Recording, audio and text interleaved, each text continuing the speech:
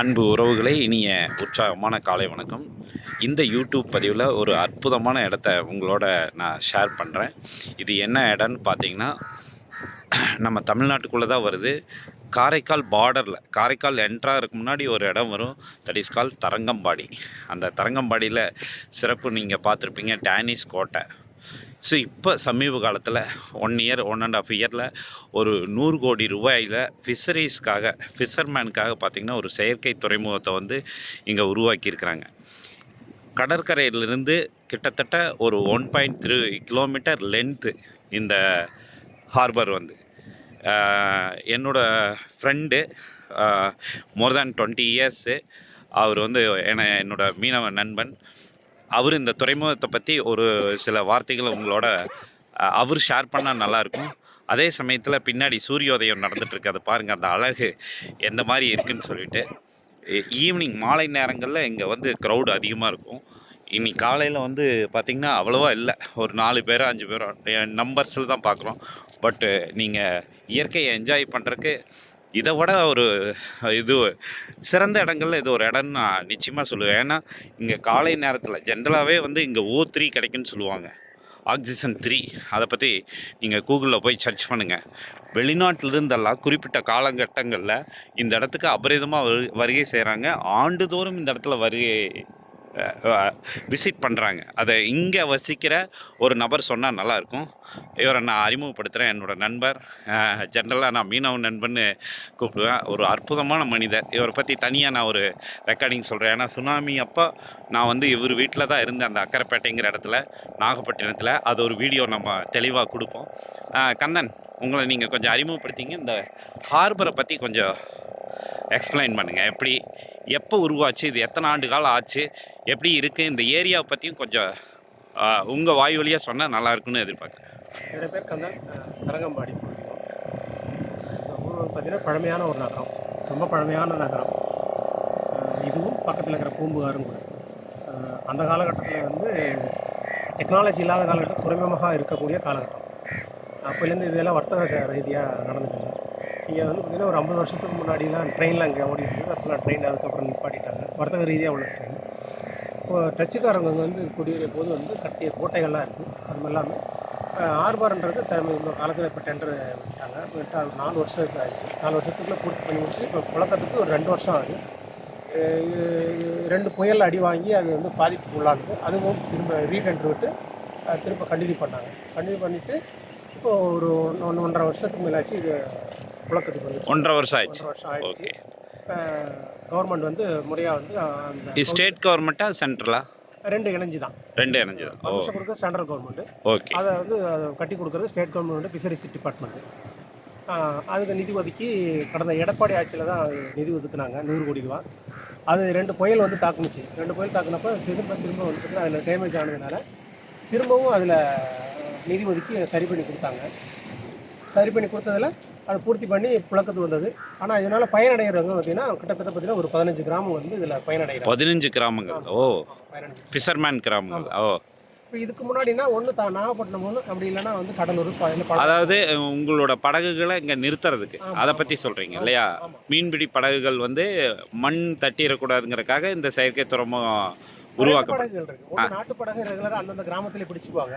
அது மண்ணுல தான் தட்டு வைக்கிறது, மண்ணுல தான் நிப்பாட்டி வைக்கிறது. விசை படகு பெருசா இருக்கும், ஆழமா, மெஷின் போட்டு. விசை படகுன்றது பெரிய போட்டு. அது வந்து ஆழ்கடலுக்கு மீன் பிடிக்க போறது. அது வந்து ஹார்பர்ல தான் பிடிக்க முடியும். இல்லைன்னா கடல்ல நங்கூரம் போடணும். நங்கூரம் போட்டு நான்லாம் போட்டுக்கு போகும்போது நங்கூரம் தான் போடுவோம். ஓ, அந்த ஆங்கர் மாதிரி போட்டு கடல்ல வீசிடுவீங்க, அது மணலுக்குள்ள புதஞ்சுக்கும். கப்பல்ல எப்படி நங்கூரம் போட்டு பிடிச்சிக்கும். அதுல தான் மீன் இறக்கி சிரமப்படும். அது அந்த காலகட்டம். இப்போ காலம் மாறினதுக்கு அப்புறம் இதெல்லாம் நடந்திருக்கு.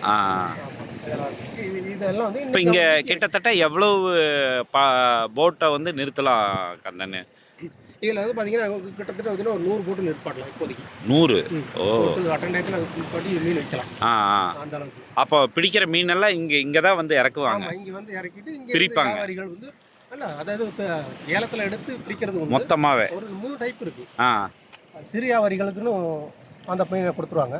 பெரிய வியாபாரிகள் 2 இருக்குது. இறாலு, கனவாயெல்லாம் வந்து எடை போட்டு கொடுத்துருவாங்க. ஓகே. பெரிய மீன் எடை போட்டு கொடுத்துருவாங்க. அது இந்த இல்லாம மீன்கள் வந்து அக்கம் பக்கத்தில் இருக்கிற ஊர்களுக்கு விநியோகிக்கப்படுமா அல்லது இதெல்லாம் ஐஸ் பேக் பண்ணி வெளியூர்களுக்கு அனுப்பப்படுதா? சுதந்திரமா இங்க எல்லா வியாபாரிகளும் வந்து வாங்கிட்டு போவாங்க. ஓ, ஃப்ரீடம். ஆமா, அங்க ஏலமோட பப்ளிக். இப்போ இங்கே அது மாதிரி தரகர் மாதிரி ஆட்கள் எல்லாம் உண்டா மற்ற வியாபாரத்தில் இருக்கிற மாதிரி? அது வந்து எக்ஸ்போர்ட் மீனுக்கு அல்லது கம்பெனி பொருளுக்கு தான் தரகர். அவங்க வந்து அவங்களுக்கு என்ன டைப் மீனுக்கு என்ன விலை கொடுக்கணும்னு அவங்க சொல்லுவாங்க. இங்க லோக்கல்ல இருக்கிறவங்க மட்டும்தான் அந்த தரகராக இருக்க முடியும். அப்போ இந்த படகு துறைக்கு இல்லாத போது இங்கே இருக்கிற இத்தனை படகுகள் இன்னைக்கு நிறுத்தப்பட்டிருக்கு. இது நாள் வரைக்கும் இந்த படகுகள் எல்லாம் எங்கே எப்படி பராமரிச்சாங்க? இதான் சொல்றேன், 2 துறைமுகங்கள். ஒன்று பழையாறு, அப்படி இல்லைன்னா நாகப்பட்டினம். ஓ, பழைய நாகப்பட்டினங்கிறது இங்கிருந்து எத்தனை கிலோமீட்டர்? இங்கேருந்து கரெக்டாக 35 கிலோமீட்டர். பழையாறுன்றது அது 35 கிலோமீட்டர். ஓ, அப்போ 35 கிலோமீட்டர் இங்கே இருக்கிற மீனவர்களுக்கு, இந்த பகுதி மீனவர்கள் குறிப்பாக காரைக்கால் இப்போ சமீபத்தில் வந்தது. அது ஒரு 10 வருஷம். அங்கே ஒரு இது வந்துட்டு அது பாண்டிச்சேரி கவர்மெண்ட். அது சின்ன ஆர்பர் தான். அதுலேயும் போட்டு உற்பத்தி ஜாஸ்தியாக இடத்திறக்க நேரம் கிடையாது, இடம் கிடையாது. கார் பார்க்கிங் எப்படி அப்பார்ட்மெண்ட்டில் ஆள் தடுமாறுறானோ அந்த மாதிரி இங்கே. ஓ, ரைட் ரைட். அந்த நெரிசல் வந்துருச்சு. குறிப்பிட்ட வண்டி நிப்பாட்டுற இடத்துல போய் வந்து எக்ஸ்ட்ரா ஒரு 100 வண்டி வந்துருச்சுன்னா என்ன பண்ண முடியும்? ஃபேண்டாஸ்டிக். அதே ஓகே ஓகே. நடக்கும். அப்போ இது எமர்ஜென்சி காலகட்டத்தில் சப்போஸ் ஏதாவது ஒரு வார் வருது கண்ட்ரீஸ்குள்ள, அப்போ இந்த படகுத்துறை வந்து கவர்மெண்ட்டுக்கும் யூஸ் ஆகும். அதனோட தொலைநோக்கு தானே இது. ஆமா, ஈஸியா ரோடு போட்டதே வந்து என்னன்னா நமக்கு பயன்படுத்திட்டு இருக்கோம். அது என்னன்னா கவர்மெண்ட்டுக்கு வந்து எமர்ஜென்சி காலத்தில் பயன்படுத்துறதுக்காக தான் தடையில்லாம வாகனங்கள் போகணும்ன்றதுக்கு டேங்கர் போக்குவரத்து, அந்த ராணுவத்துக்கு உண்டான எக்யூப்மெண்ட்ஸ்ல போடுறதுக்கு பொருளை இம்மிடியேட்டா டிரான்ஸ்போர்ட் இம்மிடியேட்டா இருக்கு. அவங்க ஈஸியாக சாலை முதல்ல கொண்டு அது எல்லாருக்கும் தெரியாது. அது மாதிரி சிறு சிறு துறைமுகங்கள் கொடுத்தது வந்து என்னன்னு கேட்டீங்கன்னா, அது ஒரு எமர்ஜென்சினா ஒரு நேவல் வருதுன்னா அவங்களுக்கு உண்டான ஒரு எமர்ஜென்சி காலத்தில் உள்ள வரணும். இப்போ புயல் எடுக்குது, ஓட்டை பிடிக்க முடியல, கப்பல் கடலில் நிப்பாட்ட முடியலன்னா பக்கத்தில் நியர்பை எந்த ஹார்பர் இருக்கோ அதில் உள்ளது நேவி கொண்டு உள்ள விட்டுருவாங்க. அதுக்காக தான் மெயினாக வந்து என்னன்னா 2 பர்பஸ். ஃபிஷர்மேனும் இருக்கணும், அவங்களுக்கு கவர்மெண்ட்டுடைய வந்து நம்மளோட பாதுகாப்பு ராணுவம் இல்லவா, அவங்களும் உள்ள வர்றதுக்கு இது எல்லாமே வந்து இணைஞ்சு தான் இது. சின்ன சின்ன இடங்கள்ல வந்து பார்த்தீங்கன்னா ஒன்று பார்த்தீங்கன்னா கோடியக்கரையிலேருந்து நம்ம சென்னை வரைக்கும் பார்த்தீங்கன்னா கிட்டத்தட்ட ஒரு 10 துறைமுகம் கொடுத்தாங்க. 10 துறைமுகம் இருக்கு. ஓ, சரி சரி. துறைமுகம் கொடுத்துருக்காங்க. இந்த துறைமுகத்தோட பேர் ஏதாவது வச்சிருக்காங்களா இதுக்கு? அது நாங்கள் போர்டில் பார்க்கணும், சரியான கவனிக்கல. Okay okay. ரொம்ப அருமையாக இருக்குது கந்தன். உங்களோட வேல்யூபிள் டைமை யூடியூப் நேயர்களுக்காக நல்ல கருத்துக்களை பதிவு பண்ணதுக்கு மனமார்ந்த வாழ்த்துக்கள் குழுவின் சார்பாக. ஸோ ஃப்ரெண்ட்ஸ், இது வந்து கடற்கரையிலேருந்து 1.3 கிலோமீட்டர் இருக்குது இல்லையா? ஸோ அதே மாதிரி காலையில் சூரியோதயம் பார்க்குறது ரொம்ப அலாதியான இடம். அப்படியே கடல்லேருந்து பால் மாதிரி அப்படியே எந்திரிக்கிறத பார்க்கலாம். 2-3 பீப்புள் கூட பார்த்துருக்கேன். பெங்களூர்லேருந்து பார்த்தீங்கன்னா இங்கே வருவாங்க இதுக்காக.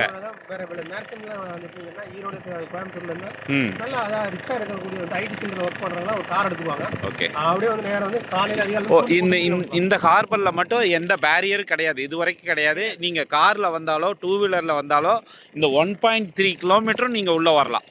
அது ஒரு சிறப்பு இல்லையா?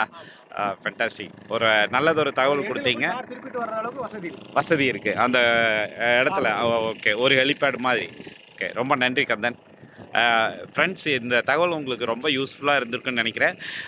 லைக் பண்ணுங்கள், சப்ஸ்கிரைப் பண்ணுங்கள். உங்களுடைய ஒவ்வொரு சப்ஸ்கிரைப்பும் இது மாதிரி ஒரு நல்லதொரு தகவலோடு உங்களை கொண்டு வந்து சேர்க்கறதுக்கு எனக்கு உத்வேகத்தையும் உற்சாகத்தையும் அளிக்குங்கிறதுல எந்த மாற்று கருத்து இல்லை.